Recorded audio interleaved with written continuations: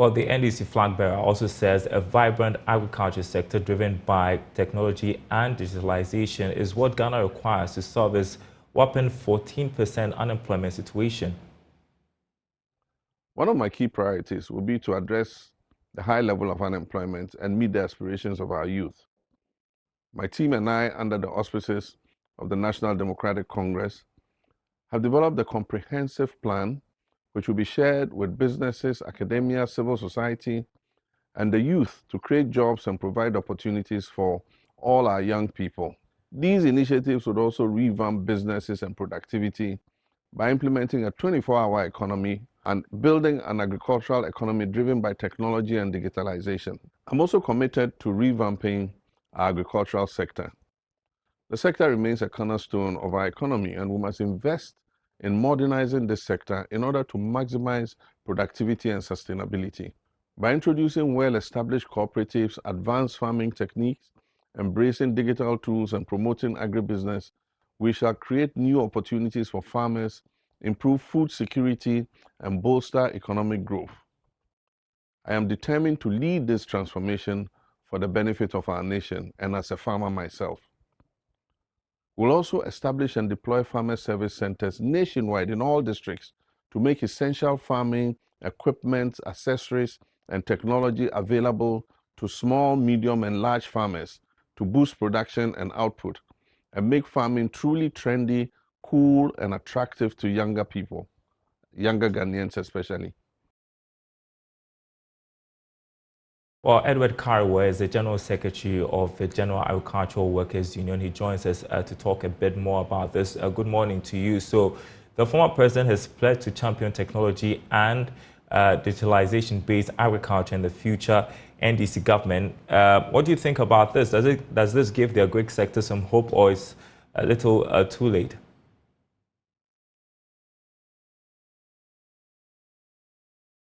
Are you there, Mr. Karwe?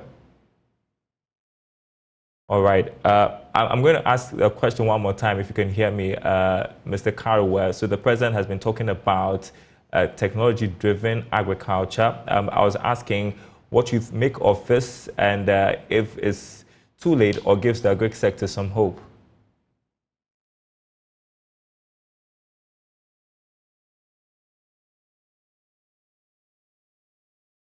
Can you hear me, Mr. Karwe?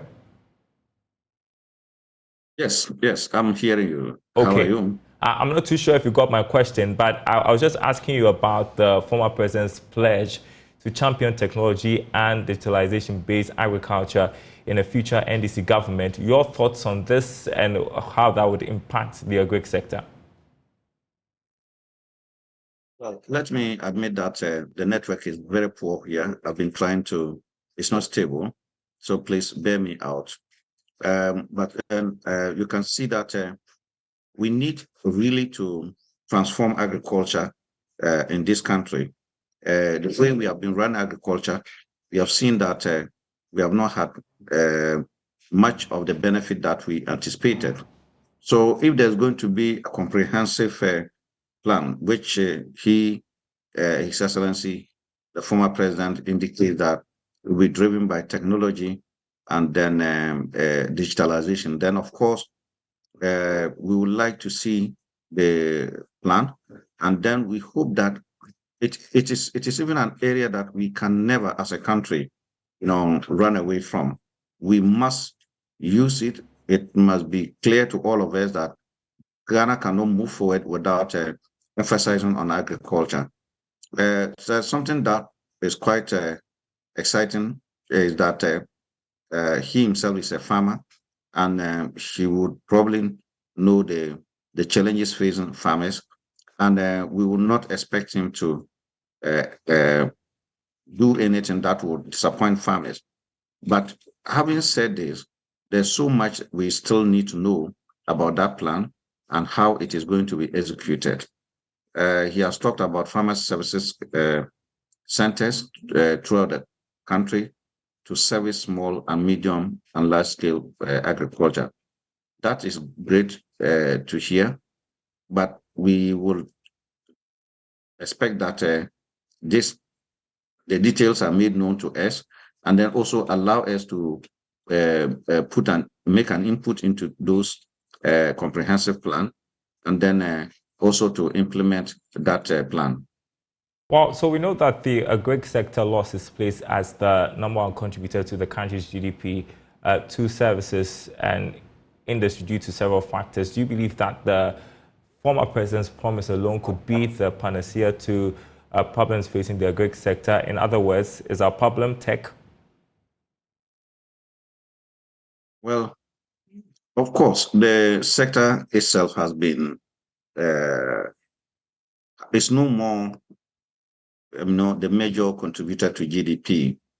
That is not by itself unfortunate, except that the services sector rather is leading the GDP growth of this country, which is an anomaly in the sense that if you take an economy like ours, where we are a lot of resources, we should be moving into manufacturing instead of services. Services will come on the back of manufacturing, and manufacturing and industry will have direct link with agriculture, both forward and backwards linkages. We cannot, grow our agriculture by importing all the equipment and machinery that we need to do agriculture. We cannot also grow agriculture to the highest level if processing of agriculture is weak. And processing of agricultural produce is under manufacturing, is also under industry. So the two sectors must work together. But unfortunately, if you look at the agricultural growth in this country, every year agriculture growth seems to be good, better than industry. Industry has been declining in recent times, and that certainly cannot be good for agriculture. So we need a combined, policy arrangement that creates a synergy between manufacturing, industry, and then that of agriculture. And then services will then build on the strong foundation that will be laid by this policy. Yeah, so aside from technology, we have to be taking a look at agro-processing. And I think that would also go a long way to deal with the situation of post-harvest losses. The former president also talks about tech sort of addressing the unemployment situation in the country. Over the years, we've talked about the fact that agric is not attractive to young people. And so with the infusion of technology, do you think that it would help the unemployment situation?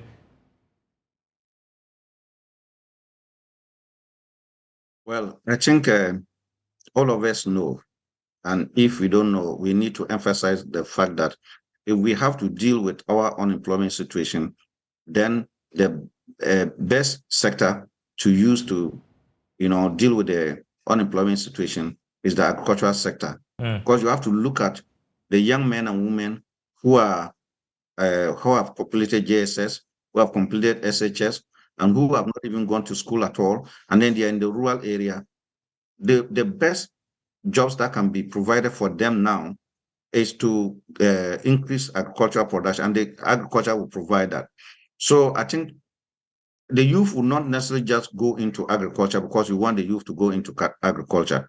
Today, the youth, they use all manner of equipment, wherever they are. They want to still be linked to Facebook. They want to still be linked to social media and so on.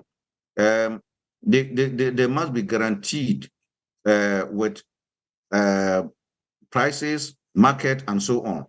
And then technology will also help to be able to locate where market is and so on. So if we need to actually attract the youth into agriculture, then of course we need to improve upon market access and then technology and so on. So I believe sincerely that we cannot continue agriculture the way we've been doing it over the years and expect different results. So again, we will wait to see how the comprehensive plan that His Excellency, the former president, is talking about, and then the input we can put in it, and how we can together work to encourage the youth to go into agriculture. Processing is a major problem for this country. You are all aware that just this harvesting season, rice is lying everywhere on the fields. There are no buyers. Even when you buy, where do you process it? We don't have the best of processing. Edward Carwer, General Secretary of the General Agricultural Workers Union, thank you so much for joining us, making some interesting points over there.